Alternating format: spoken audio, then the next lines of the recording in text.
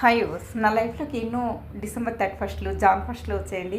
కానీ చుక్కాని లేని నావలాంటిది నా లైఫ్ ట్రావెల్ అండి. నేను ఎప్పుడు కూడా ఏ డెసిషన్ అంటే ఏ ఎయిమ్తో లేనండి. కానీ ఎందుకో తెలియదండి, ఈ 2026 నేను ఒక డెసిషన్ స్ట్రాంగ్గా తీసుకున్నానండి. నేను తీసుకున్న డెసిషన్లో నిప్పు లాంటి ట్రావెల్ ఉన్నా, ముళ్ళ లాంటి బాటలో అయినా సరే నేను ఎంత కష్టమైనా నా డెసిషన్కి నేను బద్దురాలనై ఉండాలని అనుకున్నానండి. అదేంటంటే ఇంతకీ నా డెసిషన్ చెప్పలేదు కదండి.